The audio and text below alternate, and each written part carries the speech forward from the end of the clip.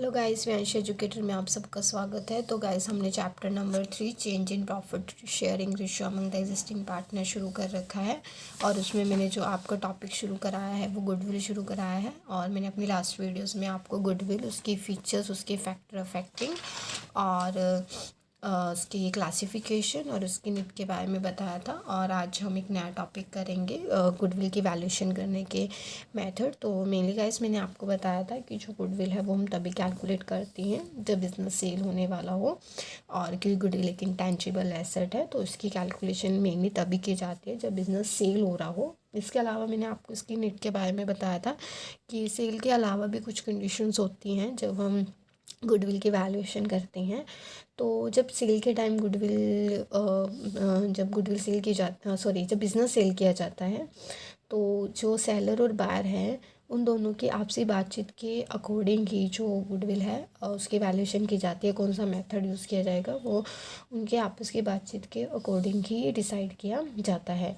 Mainly जो goodwill निकालने के मेथड हैं वो 3 हैं। जो फर्स्ट मेथड है वो है एवरेज प्रॉफिट मेथड। और जो एवरेज प्रॉफिट मेथड है उसको भी हम फर्दर 2 पार्ट्स में डिवाइड कर सकते हैं। एक होता है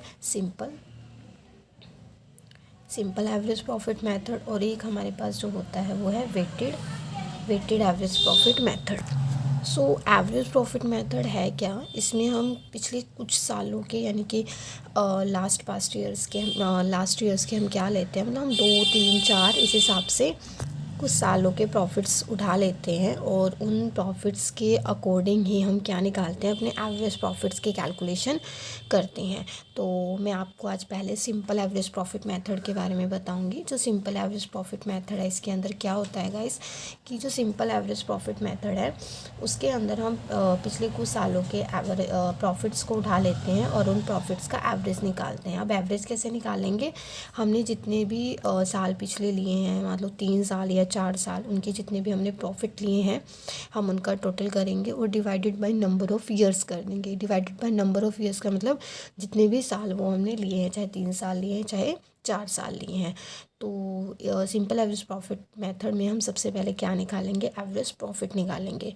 तो गाइस, जब हम एवरेज प्रॉफिट निकालते हैं तो मान लो मैंने 4 सालों के 4 सालों के प्रॉफिट्स लिए, हमें उनका एवरेज निकालना है।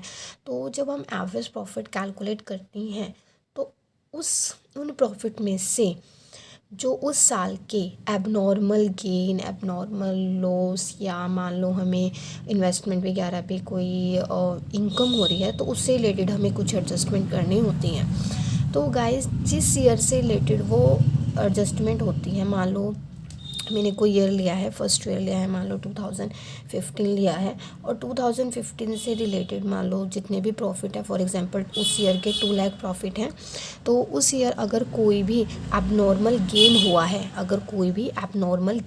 है तो वो तो हम करेंगे लेस। ओके गाइस, बट उसी ईयर अगर कोई अब नॉर्मल गेन हुआ है और हमें एडजस्टमेंट में बोल रखा है कि ये उस ईयर के प्रॉफिट से रिलेटेड है तो वो हम करेंगे लेस। और अगर एबनॉर्मल गेन की जगह वहाँ पे आ जाए एबनॉर्मल लॉस तो वो हम करेंगे ऐड। इसके अलावा गाइस, अगर हमें कोई नॉन ट्रेडिंग इनकम हो जाती है, नॉन ट्रेडिंग इनकम मतलब एक ऐसी इनकम जो बिज़नेस को ऑपरेट करने से रिलेटेड तो नहीं है। नॉन ट्रेडिंग मतलब जो सामान्य व्यवसायिक आय नहीं होती, मतलब जो बिज़नेस को ऑपरेट करने से रिलेटेड इनकम नहीं है, बट हाँ वो हम इनकम जो हम इन्वेस्टमेंट, फॉर एग्जांपल इन्वेस्टमेंट है, हम कहीं पे इन्वेस्टमेंट करते हैं, अगर वो इन्वेस्टमेंट हमारी नॉन ट्रेडिंग है, नॉन ट्रेड मतलब गाइस कि वो हमारे बिज़नेस को ऑपरेट करने के लिए तो नहीं यूज़ होगी, बट हाँ वो हमारी इनकम को इंक्रीज़ कर देगी, हमारे कैश को इंक्रीज़ कर देगी। फॉर एग्जांपल हमने कहीं किसी भी कंपनी के शेयर्स में इन्वेस्ट कर दिया या डिबेंचर्स में इन्वेस्ट कर दिया, या हमने कहीं पे कोई भी और कोई इन्वेस्टमेंट कर दी तो उससे हमें कुछ ना कुछ रिटर्न तो मिलेगी। वो रिटर्न अब बिज़नेस को ऑपरेट करने के लिए तो नहीं है, बट हाँ उससे होने वाली जो इनकम है वो हमारे कैश को इंक्रीज़ कर देगी, हमारी हेल्प ज़रूर करेगी। तो इसलिए वो जो इनकम है, क्योंकि वो नॉन ट्रेड है, वो बिज़नेस से रिलेटेड इनकम्स नहीं होती, तो वो हम इसमें से लेस कर देते हैं। फॉर एग्जांपल इनकम कैसी इनकम है, इंटरेस्ट ऑन इन्वेस्टमेंट। अगर आपको कहीं पे इंटरेस्ट ऑन इन्वेस्टमेंट दे रखा है तो वो भी आप इसमें से क्या कर दोगे, डिडक्ट कर दोगे, क्योंकि ये नॉन ट्रेड इनकम है। ओके गाइस, तो आपने क्या करना है, जिस ईयर के प्रॉफिट है उसमें से जो एबनॉर्मल गेन है वो लेस कर देना है, जो एबनॉर्मल लॉस है वो ऐड कर देना है, और इंटरेस्ट ऑन इन्वेस्टमेंट या कोई भी नॉन ट्रेड आपको इनकम हो रही है वो भी आपने लेस कर देनी है। तो मेनली एबनॉर्मल गेन क्या होता है, यानी कि ऐसा कोई भी गेन जो नॉर्मली नहीं होता, कभी कभार हो जाता है, ठीक है। और एबनॉर्मल लॉस का मतलब क्या है, जो लॉसेस नॉर्मल नहीं है, एबनॉर्मल है, अचानक से जो लॉसेस हो जाते हैं। तो हम एज्यूम कर सकते हैं कि हो सकता है वो पिछली ईयर हुए हों, लास्ट ईयर्स हुए हों, तो आगे भी हो सकते हैं। इस वजह से जो गेन है, गेन को हम कंसीडर नहीं करते, हम गेन लेस करेंगे। बट जो लॉसेस हैं वो हम फ्यूचर में मान के चलते हैं कि हाँ हो सकता है ये एबनॉर्मल लॉस फ्यूचर में हो जाएगा, तो इसलिए इसको हम इसके अंदर ऐड कर देते हैं। तो हम ये सब एडजस्टमेंट करने के बाद ही जो प्रॉफिट बचेंगे उनका जो एवरेज है वो निकालते हैं।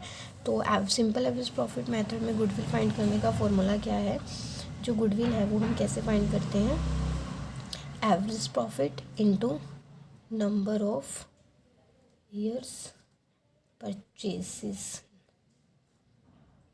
Number of years purchase. यानी कि हमने क्या करना है, एवरेज प्रॉफिट को number of year of purchase से मल्टीप्लाई कर देना है। एवरेज प्रॉफिट कैसे निकलता है, मैंने अभी आपको बताया। एवरेज प्रॉफिट कैसे निकलते हैं, टोटल प्रॉफिट्स यानी कि पास्ट ईयर के आपने जितने भी प्रॉफिट है उनका टोटल कर देना है, और डिवाइड कर देना है नंबर ऑफ ईयर्स से। नंबर ऑफ ईयर्स मतलब जितने भी आपने पास्ट ईयर्स लिए हैं, 3 साल 4 साल जितने भी प्रॉफिट लिए हैं। फिर यहाँ पे एक वर्ड आया है नंबर ऑफ ईयर परचेज। आपको हमेशा क्वेश्चन में गिवन होता है 3 year purchase, 4 year purchase, 5 year purchase, तो आपको उससे मल्टीप्लाई कर देना। अभी नंबर ऑफ ईयर्स परचेज होता क्या है गाइस, जैसे कि एक ए फर्म है और उसने बी फर्म को अपनी ख़रीद लिया है मान लो, और जो बी फर्म है वो क्या करती है, वो बहुत ही ज़्यादा उसकी गुडविल बहुत ज़्यादा है, जिस कारण वो मार्केट का एक बहुत बड़ा जो पार्ट है वो प्रॉफिट का अर्न कर लेती है, ठीक है गाइस।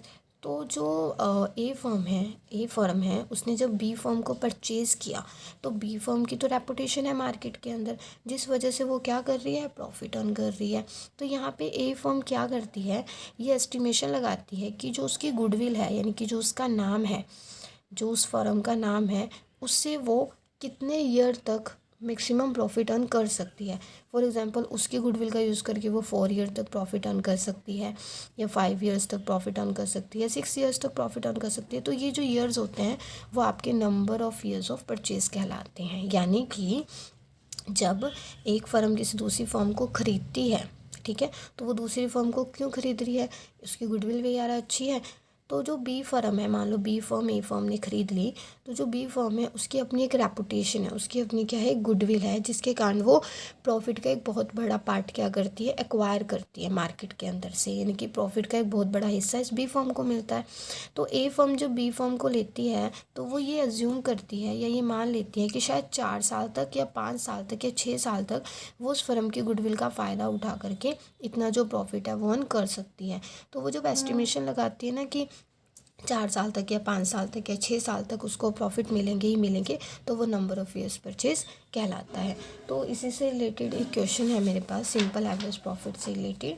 यह है क्वेश्चन नंबर 3। क्वेश्चन क्या है, the goodwill of firm is valued at 4 years purchase. तो यहाँ पे नंबर ऑफ़ ईयर परचेज कितने गिवन है, 4 year purchase of average profit of last 5 years. और जो प्रॉफिट है लास्ट 5 ईयर के वो इस तरह से है, 13-14 के 2 लाख हैं, 2014 एंड 15 में लॉस है। जब ये ब्रैकेट्स हैं तो मतलब लॉस है। 2015-16 में हमारे पास प्रॉफिट 4,50,000 है, और उसमें इंक्लूड है एबनॉर्मल गेन, और अभी मैंने आपको पीछे बताया है जो एबनॉर्मल गेन है वो लेस होता है। 16-17 में जो प्रॉफिट है वो 3,50,000 है after charging N abnormal loss. जो एबनॉर्मल लॉस है अभी बताया मैंने वो ऐड होता है। और 17-18 में जो प्रॉफिट है वो 2,60,000 है। तो यानी हमें कितने ईयर्स के प्रॉफिट बोला है इन्होंने, लास्ट 5 ईयर, तो ये हमारे पास कितने ईयर हो गए, 5 ईयर। तो गाइस हम क्या करेंगे, पहले एडजस्टमेंट करेंगे। 13-14 के तो हमारे पास पूरे हैं 2 लाख, और 14-15 का हमारे पास जो लॉस है वो गिवन है 3 लाख, ओके। 15-16 में हमारे पास जो प्रॉफिट है वो 4,50,000 है, बट उसमें एबनॉर्मल गेन है, तो 4,50,000 में से हम वो 50 लेस कर देंगे, तो हमारे पास रिमेनिंग कितने बचेंगे, 4 लाख बचेंगे। फिर 16-17 में जो प्रॉफिट है वो 3,50,000 है, बट एबनॉर्मल लॉस है 90 का, तो वो हम इसके अंदर ऐड कर देंगे। तो 3,50,000 + 90 440 17-18 में हमें प्रॉफिट गिवन है 2,60,000, तो हम सबका क्या करेंगे सम, और मैंने एवरेज प्रॉफिट का भी आपको बताया कैसे निकलता है। टोटल ऑफ प्रॉफिट कितनी है 10 लाख। नंबर ऑफ़ ईयर्स यहाँ पे हमें कितने गिवन है 5, तो हमारा कट करके आएगा 2 लाख। उसके बाद अब हम ये तो हमारे एवरेज प्रॉफिट निकले हैं। गुडविल का फॉर्मूला भी मैंने बताया था। गुडविल का फॉर्मूला क्या होता है, average profit into number of years purchase. तो एवरेज प्रॉफिट यहाँ पे हमारे पास कितने गिवन है 2 लाख, जो भी हमने फाइंड किया। नंबर ऑफ़ ईयर परचेज हमें क्वेश्चन में गिवन है 4। नंबर ऑफ़ ईयर परचेज हमें कितने गिवन है 4 ईयर्स परचेज। तो हम 2 लाख को किससे मल्टीप्लाई करेंगे 4 से, तो हमारी गुडविल कितनी आ जाएगी 8 लाख। तो आई होप गाइस आपको जो सिंपल एवरेज प्रॉफिट मेथड है वो अच्छे से समझ आ गया होगा। अगर आपको ये वीडियो अच्छी लगी है तो इसे लाइक शेयर एंड सब्सक्राइब करना ना भूलें। Thank you so much.